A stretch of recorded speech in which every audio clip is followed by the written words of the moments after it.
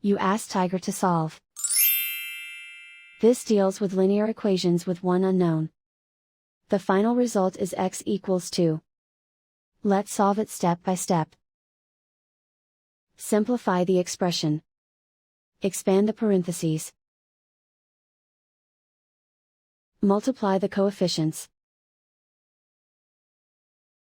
Simplify the arithmetic. Group all constants on the right side of the equation. Subtract 2 from both sides.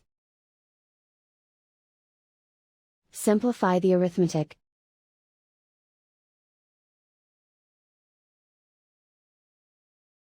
Isolate the x. Divide both sides by 6. Simplify the fraction. Find the greatest common factor of the numerator and denominator.